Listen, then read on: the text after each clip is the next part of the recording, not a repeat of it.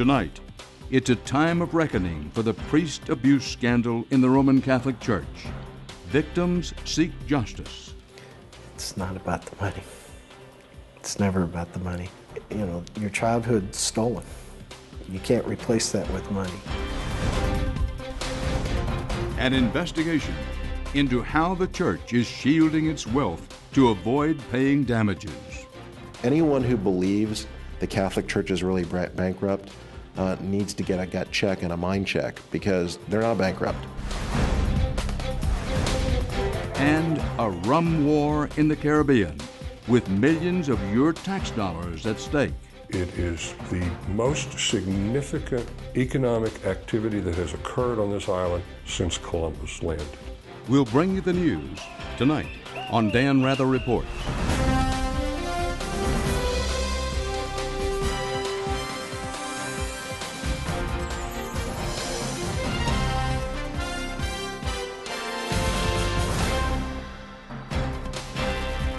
Good evening from New York.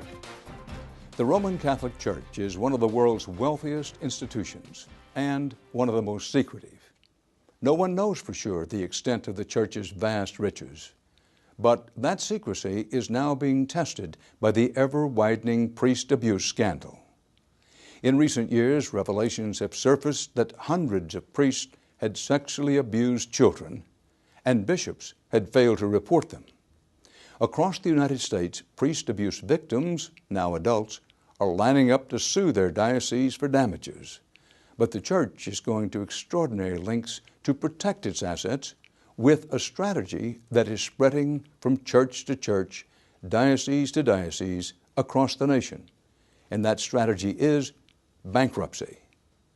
Dioceses are claiming time and again that they are broke, not able to pay the victims who were molested as children. And that's not all. Attorneys for abuse victims have found the dioceses that claim to be broke are anything but. In fact, wealthy churches, they say, are moving money, hiding cash, and not reporting millions in assets. Anything to avoid paying damages to the victims.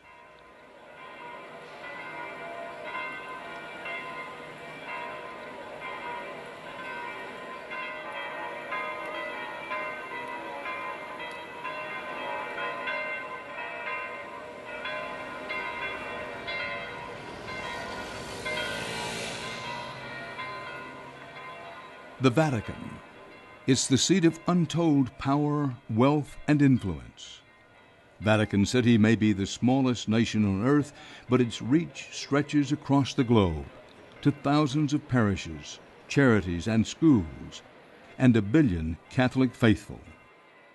But the sex abuse scandal has shaken the Vatican's very foundation, and it has cast a long shadow over the short tenure of the Church's current leader, Pope Benedict XVI.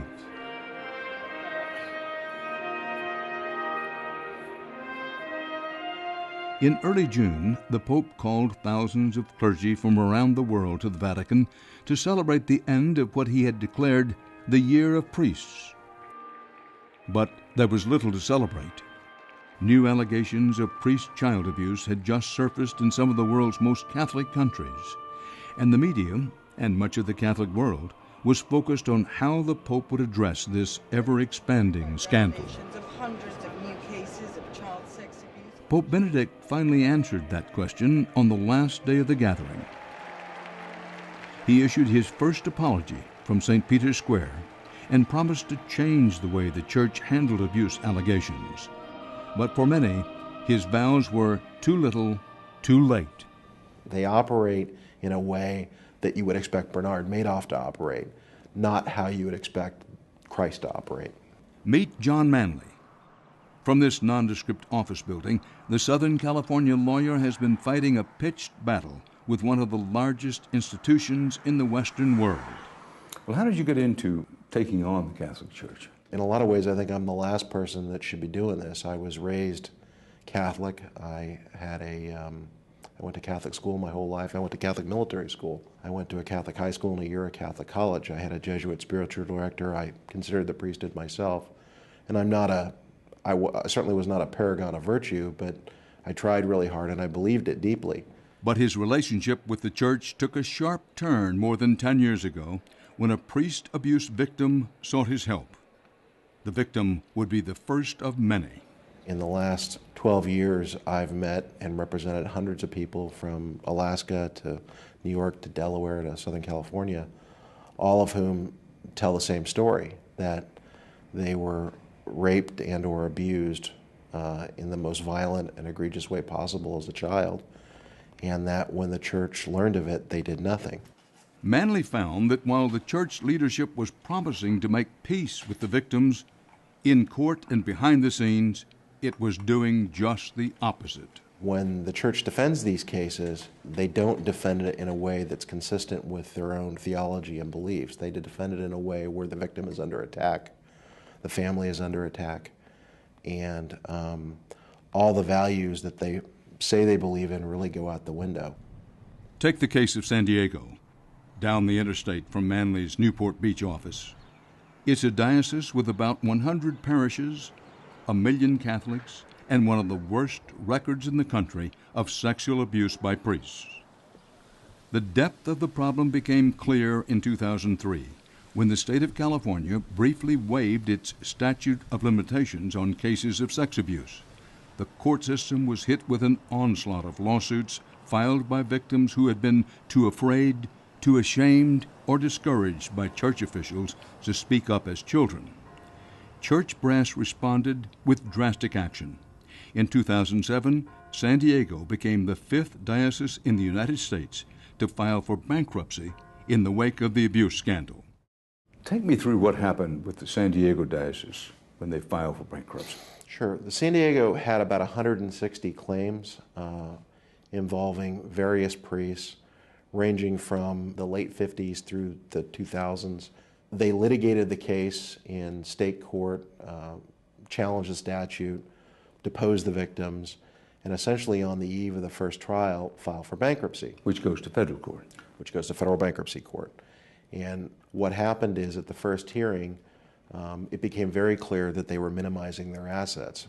According to Manley, the diocese specifically hid assets so they wouldn't be exposed to future damage payouts to victims. Under bankruptcy law, the debtors, in this case the diocese, are required to provide the court a complete list of everything they own and how much the property is worth. The diocese owned probably at the time several $1 billion worth of real property, and they listed their property in the bankruptcy schedules as being worth the book value. In other words, what they paid for it. Well, the diocese has been around since the 1800s. So you had a building listed that was worth $5 million, and they would list it for $150,000, which is what they paid for it originally. But that was just the start of it.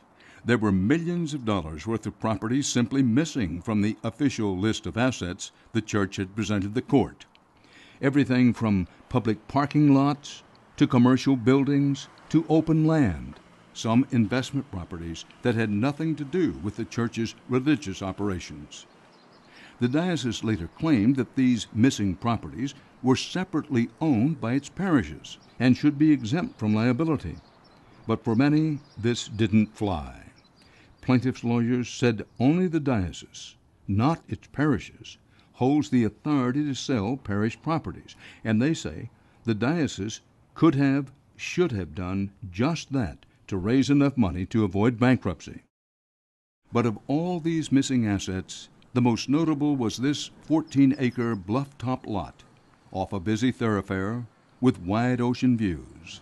Beautiful up here.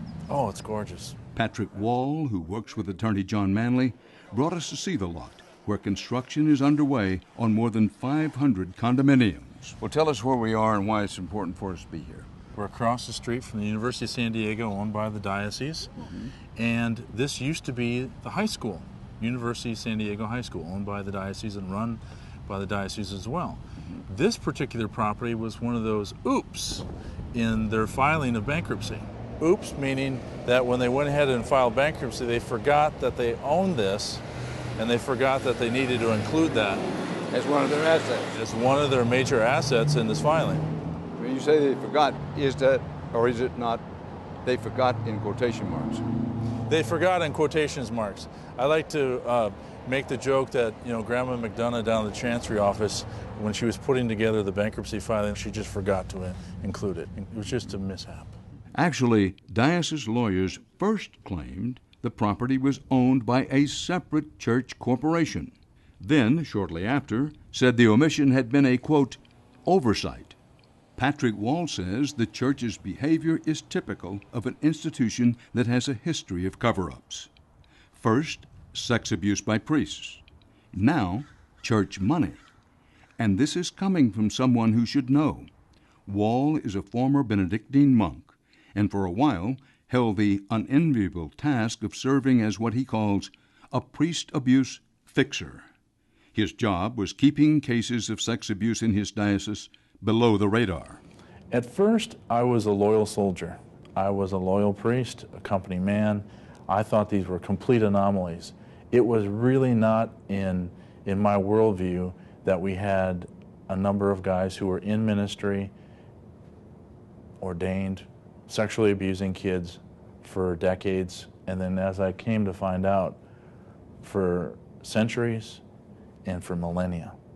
And at that point, at the age of 33, after my 5th assignment, after numerous cases, and after some soul searching, I had to leave. Wall eventually joined up with Manley, working as an expert in Catholic law, known as canon, and providing an insight into the secret and arcane inner workings of the Roman Catholic Church. Well, have you seen evidence that parishes, dioceses are hiding money? Oh yeah, even in the middle of the bankruptcy. No, wait a minute, you can't do it in the middle of a bankruptcy, though. Well, you're not supposed to do it. They do it. They absolutely will move money. They will create corporations, and they'll do all kinds of things if the court doesn't come down on them. And that's why we've had a couple very interesting bankruptcies where the court has slammed the church for basically fraudulently filing a bankruptcy, even though they had the assets to pay their survivors. Has that actually happened? Yeah, here in San Diego. Which brings us back to this hilltop property. While the diocese was claiming in court that it did not own the lot, it also was in the process of selling it to a developer, and for quite a bit of money. $65 million to be exact. We're going to circle around the front. This is as if you're viewing the project from Linda Vista Road. This San Diego Public Planning Board meeting about this very property took place just a few weeks after the diocese had filed for bankruptcy. Proposed 2.2-acre public park. It was well attended, and discussion dragged on for nearly 2 hours. I can probably give you a lot of details on it, but basically I'm going to be supporting this project. But there was one real estate developer who had a particular interest in the sale. And the reason I knew about that site is because I am a developer, and in the development community, that site was being offered to developers as a land sale for development of condominiums or apartments. That's Don McLean, who lives in the hills outside San Diego. Were you born in California? I was in San Diego. As a builder, he keeps a keen eye on big properties that hit the market, like the $65 million lot. But it was something much more personal that grabbed his attention in this case.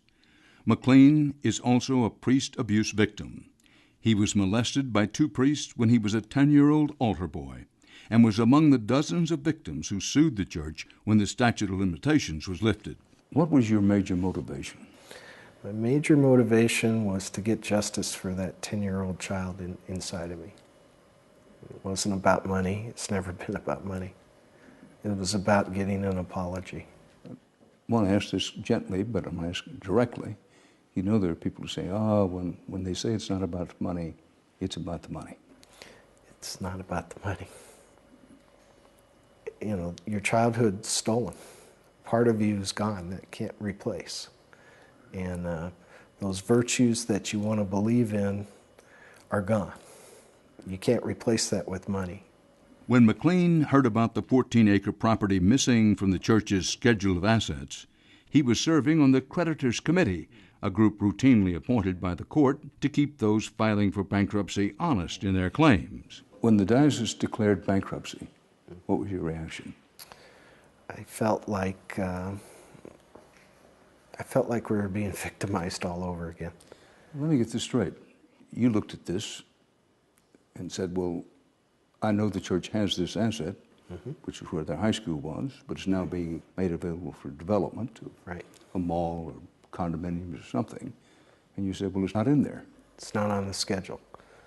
And so it piqued the question to me. I'm like, well, why isn't it on the schedule? If you or I did what the Diocese of San Diego did in that bankruptcy, we'd be charged with bankruptcy fraud and we'd probably be in prison. The whole strategy here of the church is 1, minimize the assets, 2, get rid of the plaintiffs, and 3, most importantly from their standpoint, deny people access to the documents will show what we did. Again, diocese officials claimed the lot had been owned by a separate church corporation, not the diocese itself. But the federal bankruptcy judge handling the case, Louise DeCarl Adler, wasn't amused. She hired a forensic accountant, a former special agent with the FBI, to see if the church had failed to disclose other assets. And what that investigator found was quite interesting. In this report, he uses the word Byzantine to describe accounting practices that would make a CPA's head spin. Assets scattered across a tangle of more than 900 parish bank accounts and another several hundred separate diocese accounts. There was cash that was taken from parishes and hidden. And what happened in San Diego through the bankruptcy process is it was discovered that there was a systemic effort by the bishop and the diocese to minimize or hide its assets. So much so that the judge threatened to throw out the diocese lawyer and dismiss the bankruptcy. The investigator also found evidence that some parishes were deliberately trying to hide money from creditors. One of the more shocking and least sophisticated cases of asset hiding occurred, according to a court report, in Calexico, California. This quiet border town is about a 2-hour drive southeast of San Diego, but still part of the diocese. According to the investigator's report, Reverend Gerardo Fernandez, pastor of Our Lady of Guadalupe Church, attempted to stash $40,000 of church money in a parish safe just before the diocese declared bankruptcy. We wanted to give Reverend Fernandez an opportunity to explain why he withdrew so much money just days before the bankruptcy filing. Our producer-reporter Andrew Glazer caught up with him after a recent Mass. Fernandez told us he speaks English, but insisted on conducting the interview in Spanish. Permiso, pero en el reportaje del investigador dijo que usted, unos días antes del capítulo 11, usted sacó $40,000 de varios bancos de la iglesia y los puso en la caja. ¿Puede explicar esto? Quizá ahorita no pudiera explicar esto porque quisiera explicarlo con el de las que estuvo conmigo en la diócesis, ¿verdad? Pero usted no tiene un comentario sobre este reportaje del juez que dijo que usted sacó $40,000. No creo más bien que fue un malentendido. Es todo, porque todo está claro, las finanzas, y tanto de la parroquia como de la diócesis, todo está claro. Not according to the independent report prepared for the judge. It says Pastor Fernandez only returned the money to the parish bank account after he realized he had been caught. The investigator's report detailed other similar cases that many saw as an orchestrated pattern, like the pastor of this parish, who allegedly stashed nearly $300,000 in a parish safe shortly before the bankruptcy filing, or this parish, which sent $70,000 to a church in Colombia. We called the San Diego Diocese for comment, but its spokesman declined.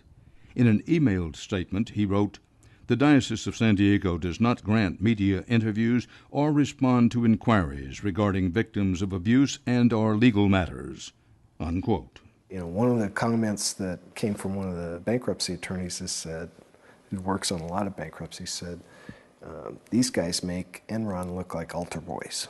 Pardon the pun. He said that? He did. Said it makes Enron look like altar boys? The meaning of that statement was these guys were so over the top in trying to hide assets that, when you compared them to the guys from the Enron bankruptcy, and they weren't even on the same page. It was only when it became clear that Judge Adler was about to throw out the bankruptcy claim that the diocese agreed to a nearly $200 million settlement with the victims. But the bad will between the court and the diocese didn't stop there. Just before appearing before Judge Adler to announce the settlement, the diocese sent out this fundraising request, a letter signed by Bishop Robert Brahm seeking donations from parishioners to help the diocese stay afloat after the settlement. Judge Adler, a Catholic herself, happened to receive one of the letters from her former parish. Knowing the diocese could easily raise money by selling some of its vast number of properties, Judge Adler made her feelings quite clear. The judge fired a parting shot at the diocese. She took church officials to task for being, quote, disingenuous in how they disclosed diocese finances to parishioners. The judge's strong rebuke sent a loud message throughout the nation's church hierarchy. You heard all this stuff about this is a financial disaster and we're going to have to close schools, parishes, soup kitchens, people are going to be on the street. They settled the cases and none of that happened. And what that's illustrative of is they're just not telling the truth. This is an institution that is so cash heavy and has so much money, you couldn't really bankrupt them if you wanted to. This is about minimizing exposure and controlling information, nothing else. John Manley says the San Diego Diocese wasn't unique in using bankruptcy to avoid selling off valuable real estate holdings. Since 2004, 6 other dioceses facing sex abuse lawsuits have also filed for bankruptcy: Portland, Oregon, Fairbanks, Alaska, Spokane, Washington, Tucson, Arizona, Davenport, Iowa, and Wilmington, Delaware. That part of our investigation when we return.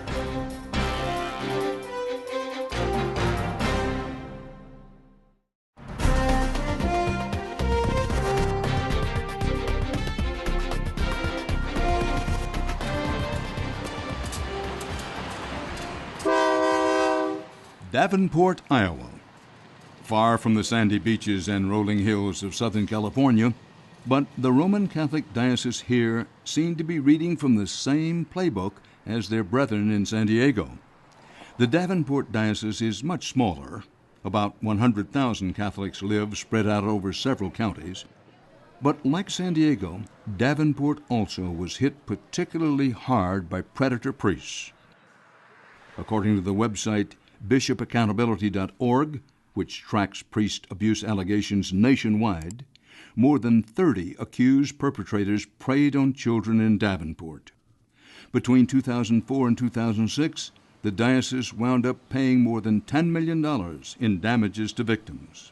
It was a landmark case. A victim of clergy abuse, Mike Udi, sued the Davenport Diocese and won $1.5 million. That was 3 weeks ago. Today, the diocese says it doesn't have the money. On October 10, 2006, the diocese filed for bankruptcy protection.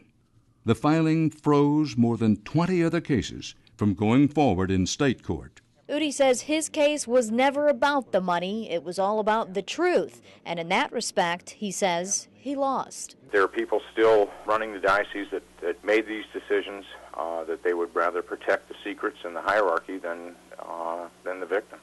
Lawyers for abuse victims say this bankruptcy filing, like the others, was in bad faith. They say the diocese had plenty of assets and was in fact making an effort in the days leading up to the filing to jettison money instead of allowing it to fall into the hands of victims. The allegation was based on this document, the so-called Statement of Financial Affairs, a standard form filled out by companies declaring bankruptcy that detailed spending in the weeks leading up to the Chapter 11 filing. Our examination of the records reveals the diocese did in fact seem to be spending quite a lot of money, especially on October 9, 2006, the exact day before it filed for Chapter 11.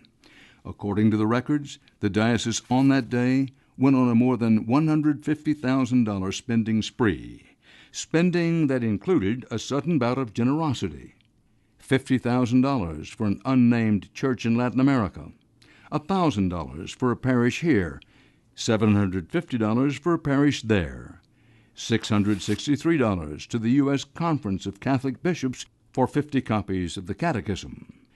Attorney John Manley, who was not involved in the Davenport case, says the church regularly finds ways to exploit federal bankruptcy law.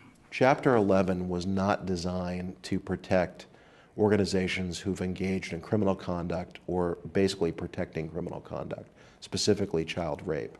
It was designed to give companies who made bad business decisions a new start. Here what you have is they're using the federal bankruptcy statutes to essentially shield themselves from liability of current victims, but worse, getting a discharge to prevent anybody who comes in later from getting any type of recovery. Anyone who believes the Catholic Church is really bankrupt needs to get a gut check and a mind check, because they're not bankrupt. But of the more than $400,000 of payments challenged by victims' lawyers, a few stood out. One involved advanced payments to seminaries for the education of diocese priests, a $20,000 payment to a seminary in Missouri the day before the bankruptcy, and another $118,000 to another seminary in Illinois just a few weeks earlier. What made these payments unusual is that, according to court papers, it was the first time the diocese had paid tuition to seminaries before even receiving a bill. This memo to the University of St. Mary of the Lake refers to a Davenport diocese official who, quote, wanted an invoice ASAP for the tuition of 5 seminarians. And they got it. And then there was the curious case of the prepaid funeral. On August 16, 2006, a few weeks before the bankruptcy filing, the diocese spent almost $20,000 on the funeral for its very much alive Bishop William Franklin. In a statement, a spokesman for the diocese told us that, quote, expenses paid before the bankruptcy were part of normal business, unquote. The Diocese of Davenport denied doing anything wrong, but in December 2007, the diocese reached a $37 million settlement with victims.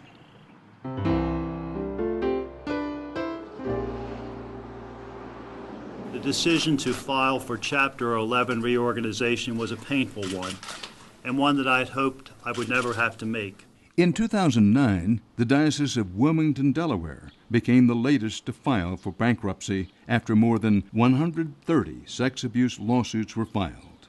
Delaware, like California, briefly lifted its statute of limitations to allow long silent victims to seek justice. This is a moral obligation on our part. Our equally significant moral obligation is to continue the charitable, educational, and spiritual missions of this diocese. But again, the victims had to wait for their day in court as bankruptcy proceedings began. This sham filing is the latest sad chapter in the diocese's decades-long cover-up. The advantage with this is it has a neutral party trying to decide how to fairly take care of our claimants and our creditors. Seeing the church, which deals with the sexual abuse crisis in many ways like a corporation would deal with a slip and fall outside of the corporate headquarters, is really appalling. When you see it from the inside, it's a true nightmare. Jim Holman knows what he's talking about. He's an established bankruptcy attorney at a prominent Philadelphia law firm, but he's also a victim of sex abuse, molested as a Catholic school student in Wilmington. And he says the church has an obligation to behave differently. I know what legal strategy is. I know what the typical business organization needs to do in order to get through a crisis situation or a tough time or a mass liability. But in this case, when you're talking about an institution that professes to stand for something else, it just doesn't work. Attorney John Manley is representing Holman and other victims who sued the Wilmington Diocese. The Diocese of Wilmington has spent almost $5 million, according to its own testimony, as of about a year ago, to defend itself in these cases. And, the great irony there is they'd just done the right thing when these cases first came forward, in some instances 30 years ago. They wouldn't have to spend anything. Manley says an exchange he had with a diocese official early in the bankruptcy made it clear that the church cared more about protecting its money than making amends with victims. At a meeting at this Wilmington hotel, where cameras were not allowed, Manley squared off against the church. From the official transcript, read what happened in that room. Sure. Monsignor, can you tell me what the net worth of the Diocese of Wilmington is, please? Joe? No, Monsignor, I'm asking you, sir. Oh, the net worth? Yeah, the net worth of the diocese. I think our petition says it's between $50 and $100 million. Okay, so your sworn testimony here today is the net worth of the Diocese of Wilmington is $50 to $100 million. Is that correct? Monsignor Orsini, yes. The Monsignor refused to provide a more specific estimate of the diocese's wealth, so Manley moved on to the diocese's chief financial officer. You're asking a very complicated question. No, I'm asking the CFO of the Diocese of Wilmington what your net worth is. Certainly you can answer that. Go ahead. You can answer any way you like, Mr. Corsini. Net worth is the difference between assets and liabilities. That's right. And the room was packed with people who had been raped as kids watching this. And he looked out in the audience and he said, I see a room full of liabilities, so I don't know how to estimate how much that is. You see a room full of liabilities? Is that how you see these folks? No, I apologize for that statement. That was inappropriate. I have a room full of liabilities here. How do I value that? And I think for, and a few minutes later he apologized, but I think for me, it was a window into the soul of the hierarchy, because that's how they think about these kids. Jim Holman, like other victims in the room, was surprised and disappointed by the offhand remark. It's an understandable reaction if you're dealing with a widget factory. It's not an understandable attitude when you're dealing with this kind of, I would say, really civic wound. It's not just the victims, it's the entire community. I think if instead the move had been to go to the people of the church and say, we've done wrong in this diocese and we need your help so that we can make things better, it could have changed the entire tone of this. Around this same time, the diocese filed a motion in court that angered victims even further. The diocese asked permission to keep paying pensions to 6 confirmed pedophile priests. The diocese said the priests were old and poor and that it was the church's duty to take care of them. On the one hand, it seems the compassionate, if you will, Christian thing to do. On the other hand, they're paying them pension money and resisting paying victims' money. Yeah. I got to tell you, for a survivor who are destitute because of what happened to them, to hear that their perpetrator is being paid by the diocese and getting 3 squares a day, living in a nice apartment, and having no financial worries, that's just hard to reconcile.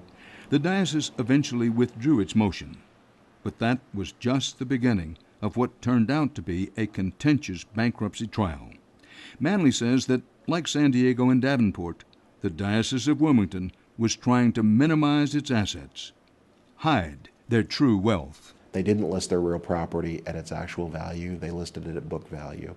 And I think if you ask them if they're trying to minimize their assets, they'll say no. But you have a diocese that owns and controls dozens of parishes that says they own 3 pieces of property. It doesn't pass the sniff test. Manley is referring to one of the main sticking points in the trial. What exactly does the diocese own? The Diocese of Wilmington has argued that each of its parishes, schools, charities, and other entities have completely separate finances from the diocese. Each of them is in fact registered as a separate corporation. But canon law expert Patrick Wall says the diocese ultimately has control of all church money within its boundaries, and that claiming otherwise is simply a legal maneuver to minimize the pool of assets exposed to abuse litigation. Yeah, they will create its own different parish corporations, and then the pastors will go and take all the cash that's in the parish and move it into the new corporation. And so when the filing happens, there's no cash in any of the parishes. It's in a separate corporation without the same name. Wall says they're separate in name only. Corporations have boards of directors, And if you look at who's on the board of directors at most of the different church entities, the parishes, schools, cemeteries, and so forth, it's the same cast of characters: the bishop of the diocese, the vicar, and the parish priest. And what you've laid out here, correct me if I'm wrong as you go along here, is while the church officials argue that these are independent and autonomous corporations, that the board of directors, how do I say this gently, that the fix is in, that 3 of the 5 on the board of directors, they are, what'd you say, the archbishop? The vicar general. Vicar general. And then the pastor that the archbishop appoints. So in every instance, if it comes down to it, 3 of the 5 votes carries. Always. Again, our repeated requests for an interview with the Diocese of Wilmington were declined. Our investigation found that this technique for protecting assets has caught on. While Wilmington has had this financial structure for quite some time, we found that since the start of the church abuse scandal, more than 24 other dioceses across the country have quietly restructured to form separate parish corporations. While corporate filings are public documents, we found in reporting this story that several dioceses weren't eager to discuss their financial structure. Several refused to comment, and the Diocese of Orlando posted this message on its website, warning church personnel to avoid talking to us. Wall says this divided corporate-style structure has an added benefit for the diocese. By having assets scattered across different corporations, it makes it nearly impossible for creditors to get a clear tally. Well, rightly or wrongly, this kind of maneuvering is going to strike a lot of people as a fairly sophisticated version of the old shell game. Yeah. Too strong? No, that's exactly what happened. It's really that simple. It's simply a shell game the diocese will engage in order to protect its assets. The Diocese of Wilmington certainly wouldn't call it a shell game, but in 2007, the diocese had its various church entities form statutory trusts to even further protect them from liability.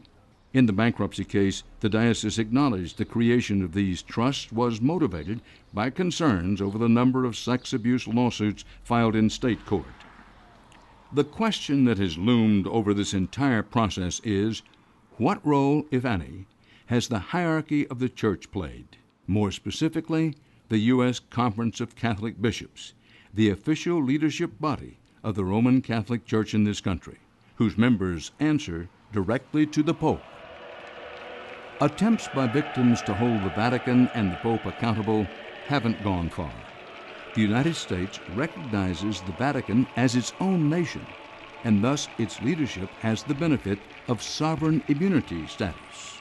Have you found any credible evidence that they're getting advice, counsel, instructions from higher-ups in the church hierarchy? Oh, sure. This strategy, we believe, was developed out of the National Conference of Catholic Bishops, specifically the General Counsel's office. You can't file bankruptcy as a diocese without permission from the Holy See. The idea that the bishop makes this decision on his own is nonsensical. It's all approved from Rome all the way down. He says finding a paper trail connecting the diocese to the church hierarchy is almost impossible. The church famously guards its secrets. But testimony by the Wilmington Diocese's chief financial officer in the bankruptcy litigation reveals diocese lawyers had gotten some guidance from higher up, the Conference of Catholic Bishops. We tried to reach the Conference of Catholic Bishops by telephone and email, but none of our messages were returned. What about the argument of the Central Church, the Vatican, and for that matter, the Pope? Mm-hmm.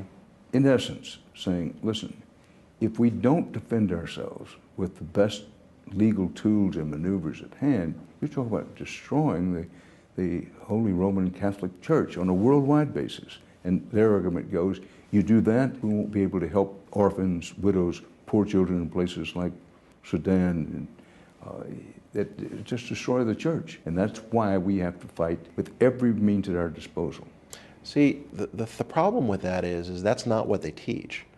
I was taught growing up, and I had some very good priests as teachers, that the church isn't a building, it's not the Vatican, it's not a gold chalice, it's not an expensive piece of art. It's the faith. Nobody wants to kill the Catholic Church, I don't. But there's an unwillingness and a hubris and an arrogance to their defense. And they're really not worried about the church surviving. What they're worried about is the hierarchical and patriarchal system that has imposed horrible evil on children surviving. That's what they're trying to protect. And the Pope has direct responsibility for this. He was in charge for the last 25 years. He's the one who was supposed to monitor priests and pull them out of ministry. And he did not a damn thing to protect kids. And that's a shame. It's important to note that lawyers representing both the church and victims have made good money in these disputes, and so has at least one public relations firm.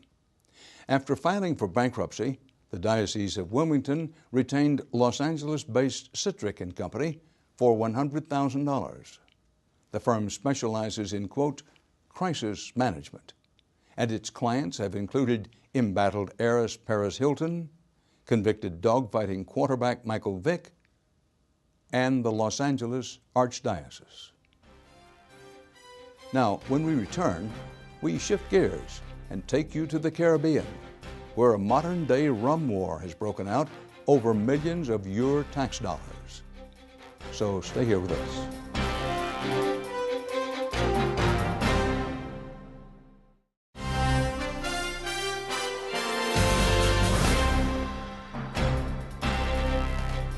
Welcome back. Most of the time on this program, we try to bring you fresh perspectives and investigations of big issues: wars, poverty, the environment. But every once in a while, you come across a story that highlights how the inner workings of our complicated government can have a profound effect on real lives in far-flung corners of our country. Our final report tonight focuses on a seemingly minor debate about some lines of America's tax code. But it's also a tale of money, liquor, and lobbyists that reaches from the halls of Congress to the beaches of the Caribbean. That's where a modern-day rum war is brewing, with millions of your tax dollars at stake.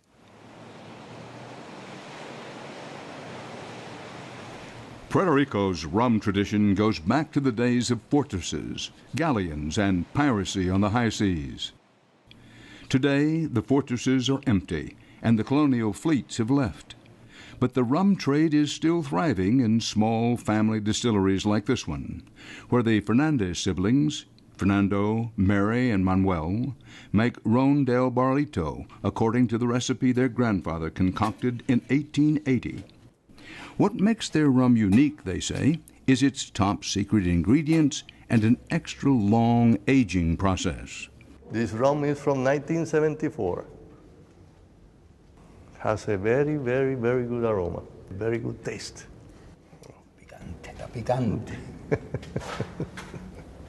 Puerto Rico dominates the rum market, from small artisanal brands to top rum sellers. 180 million bottles are shipped to the mainland every year.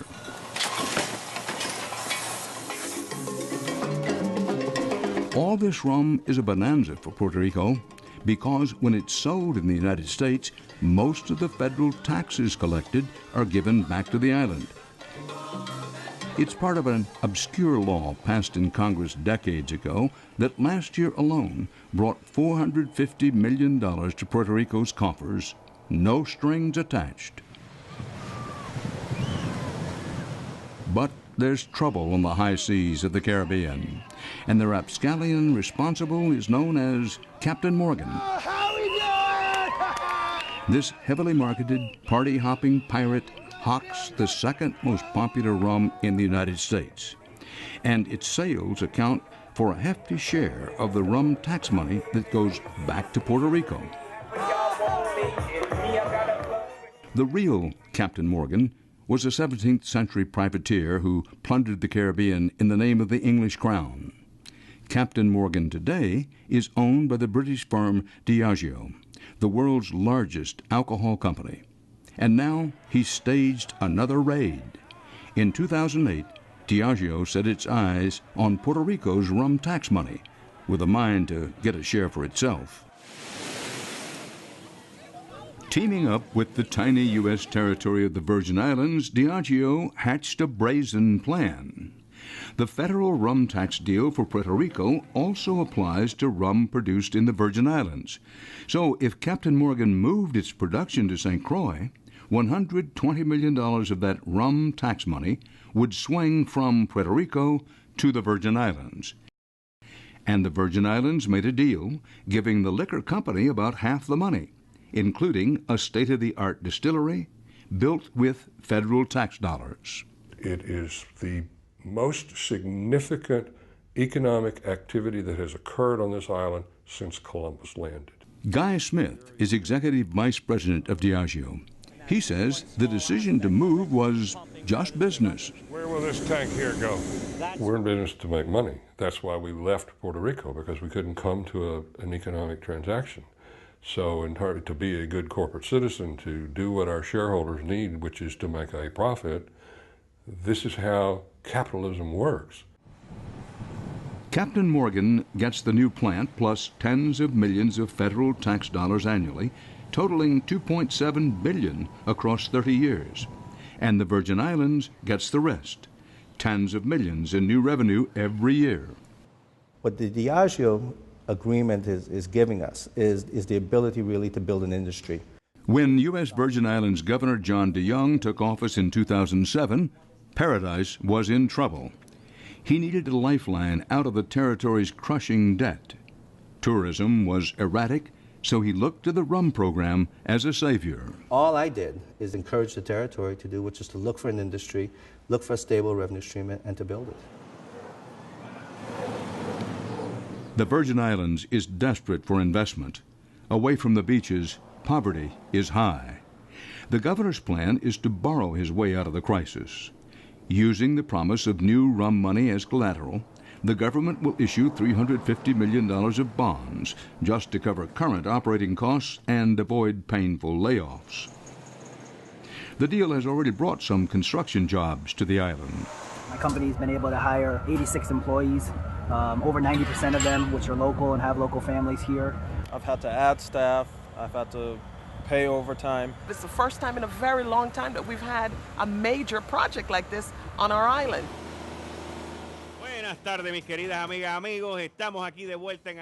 But back in Puerto Rico, everyone was caught off guard by the surprise attack. At the island's top news talk radio station, host Enrique Cruz and newspaper editor Jose Nieto blamed the government for letting Captain Morgan slip away. We did not take care of the business. We took it for granted. We produced the best rum in the world, and it was hard to believe that they could leave us for a place like St. Croix. What do they know about rum? Rum is part of what we are as a society. Luis Fortuño is Puerto Rico's governor. On the one hand, we're concerned about the jobs we will lose. But on the other hand, we're concerned because the money is being used to subsidize the operation of a company at levels that are unconscionable. In Ponce, Puerto Rico, Roberto Sarria's family has been making rum for 6 generations. For the last 25 years, they made it for Captain Morgan. Losing Diageo's business puts them out on the gangplank. We're being put in danger, not necessarily because we weren't able to mechanize or modernize. As you see, our facilities are very high-tech. We're put in danger by a program gone crazy, by some offerings of federal funds that are going to completely put the rum market upside down. And that, to me, is tragic. But Diageo points out that for a government to give money to a company is nothing new. Well, that's how incentive programs work. That's how the state of Tennessee got Nissan to build a plant, to build cars in Tennessee. Same kind of thing. States all over the United States do the same thing. Countries all over the world do the same kind of thing. He says his competitors, like Bacardi, the largest rum maker in the world, should simply ask Puerto Rico for a similar deal. I would think if I was a Bacardi shareholder or a Bacardi manager, I'd be going to Puerto Rico and saying, hey, this is an interesting deal they're doing over in the Virgin Islands. Why don't we do that here? That's exactly what Governor Fortuño is afraid of, a domino effect. We're going to be forced to do exactly the same thing they're doing in the U.S. Virgin Islands, and we'll be using the money to cover the production cost of the companies. And that's money that Puerto Rico won't have for other programs. Puerto Rico says most of the rum money goes into its general fund and is used to pay for infrastructure projects and social services. It's being used really to build schools, build roads, and improve the quality of life of our people. And I like, the fact that it has worked well, and I like to keep it that way. Puerto Rico says only 6% of the rum money goes back to the rum makers themselves, mostly in the form of free advertising to promote their products. What you choose to drink is a reflection of who you are. Rums of Puerto Rico. Fortunio says the deal Diageo got was so generous, he believes the company must have misled the Virgin Islands in the negotiations. My impression is that the U.S. Virgin Islands acted based on misinformation. They were told, for some reason, that Puerto Rico was subsidizing at greater levels than we can the operations of these companies. I believe they were misled. I don't think I was ever misled by Diageo, no, not at all. Critics say handing Captain Morgan 46 cents of every dollar the Virgin Islands is getting from Washington is too much. DeYoung is adamant that Captain Morgan did not get the better of him. If they had gone offshore, the cost of production would have been tremendously less. There are no EPA regulations that would require them to meet certain standards. Labor rates would have been much lower. So even with the agreements we've put in place, we're just near competitive with respect to the overall production and the marketing that they would have if they went to a non-U.S. jurisdiction. Governor Fortunio says if Puerto Rico is forced to match the Virgin Islands deal, the program will turn into a corporate handout, and that could sink the entire federal rum tax program. We may see the end of the program because Congress may decide that they'd rather use that money in a different way as opposed to subsidize directly these companies. It is this frightening prospect that has caused Puerto Rico to open up a new front in the rum war, taking the fight from the beaches of the Caribbean to the marble halls of Washington, D.C., where it has spent millions on lobbyists, law firms, and PR experts. Congress has a responsibility to oversee this federal program and to make sure that it serves a legitimate purpose. Resident Commissioner Pedro Pierluisi is Puerto Rico's only voice in Congress, and he doesn't have an actual vote. But he's pushing Congress to enact a 10% cap across the board on what territories can give back to the rum producers. If we do not impose a cap, this program will end up being a program which is funneling excise taxes back to producers. They would like to make their legislation retroactive, which would destroy the agreements. U.S. Virgin Islands delegate to Congress, Donna Christensen, doesn't have a vote either, but she's fighting for her constituents. She says the Puerto Rico-backed legislation would destroy the deal with Diageo and wreck the economy of the Virgin Islands. I think it would take us into a collapse, into bankruptcy. Diageo and the Virgin Islands have also spent millions on lobbying. Christensen says it's Puerto Rico's actions on Capitol Hill that are jeopardizing the long-standing program. The campaign that Puerto Rico has waged against the Diageo and the Virgin Islands has raised this to a level where I do think that they've put the program at risk. What's our choice? Sit on our hands, let these subsidies to happen at that rate? Is that the right thing? Of course not. Do I want the government of Puerto Rico to do the same with Bacardi and the other players we have in Puerto Rico? Of course not. But Diageo says it's sour grapes. Why are they getting so exercised about the Virgin Islands? It's because the Virgin Islands has done a great deal with a big company, our company, and they don't like it. And I'm sorry about that, but that's just business.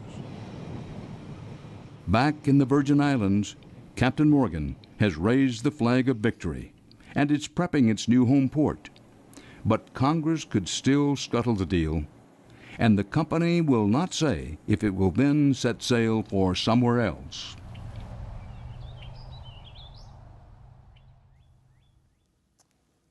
And that's our report for tonight. From New York, for HDNet, Dan Rather reporting. Good night.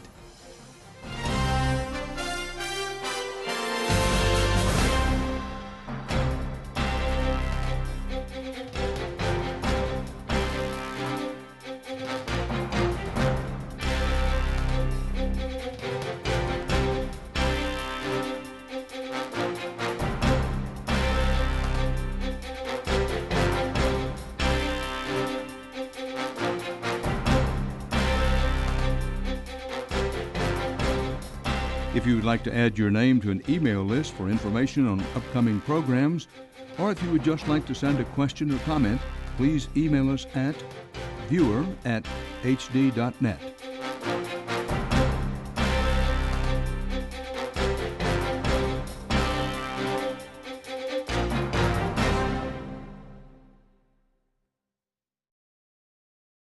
And that's not all. Attorneys for abuse victims have found the dioceses that claim to be broke are anything but. In fact, wealthy churches, they say, are moving money, hiding cash, and not reporting millions in assets. Anything to avoid paying damages to the victims.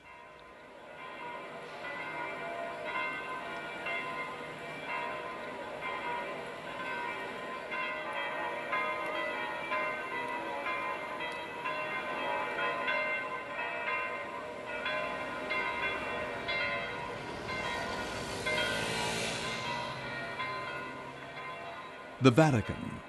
It's the seat of untold power, wealth, and influence. Vatican City may be the smallest nation on earth, but its reach stretches across the globe to thousands of parishes, charities, and schools, and 1 billion Catholic faithful. But the sex abuse scandal has shaken the Vatican's very foundation, and it has cast a long manly.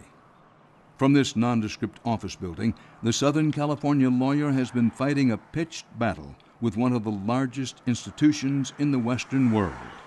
Well, how did you get into taking on the Catholic Church? In a lot of ways, I think I'm the last person that should be doing this. I was raised Catholic. I went to Catholic school my whole life. I went to Catholic military school. I went to a Catholic high school and a year at Catholic college. I had a Jesuit spiritual director. I considered the priesthood myself. And I certainly was not a paragon of virtue, but I tried really hard and I believed it deeply. But his relationship with the church took a sharp turn more than 10 years ago when a priest abuse victim sought his help. The victim would be the first of many. In the last 12 years, I've met and represented hundreds of people from Alaska to New York to Delaware to Southern California, all of whom tell the same story, that they were raped and or abused in the most violent and egregious way possible as a child, and that when the church shadow over the short tenure of the church's current leader, Pope Benedict XVI.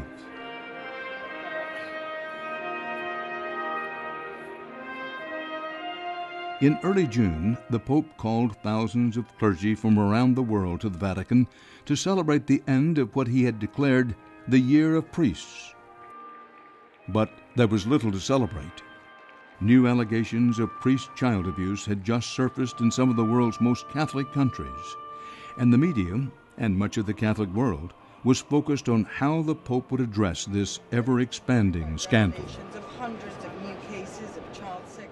Pope Benedict finally answered that question on the last day of the gathering. He issued his first apology from St. Peter's Square and promised to change the way the church handled abuse allegations. But for many, his vows were too little, too late. They operate in a way that you would expect Bernard Madoff to operate, not how you would expect Christ to operate. Meet John.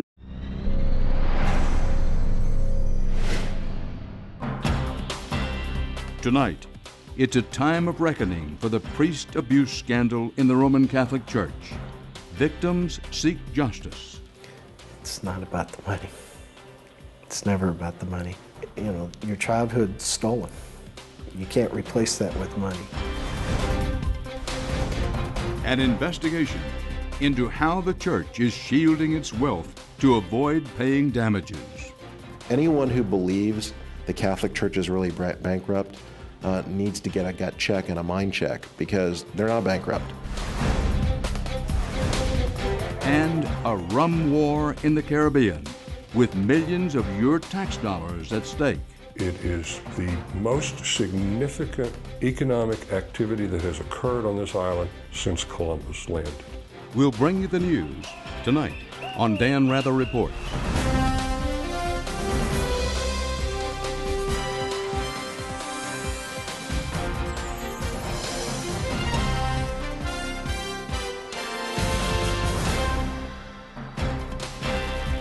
Good evening from New York. The Roman Catholic Church is one of the world's wealthiest institutions and one of the most secretive. No one knows for sure the extent of the Church's vast riches. But that secrecy is now being tested by the ever-widening priest abuse scandal. In recent years, revelations have surfaced that hundreds of priests had sexually abused children, and bishops had failed to report them. Across the United States, priest abuse victims, now adults, are lining up to sue their diocese for damages. But the Church is going to extraordinary lengths to protect its assets with a strategy that is spreading from church to church, diocese to diocese, across the nation. And that strategy is bankruptcy. Dioceses are claiming time and again that they are broke, not able to pay the victims who were molested as children.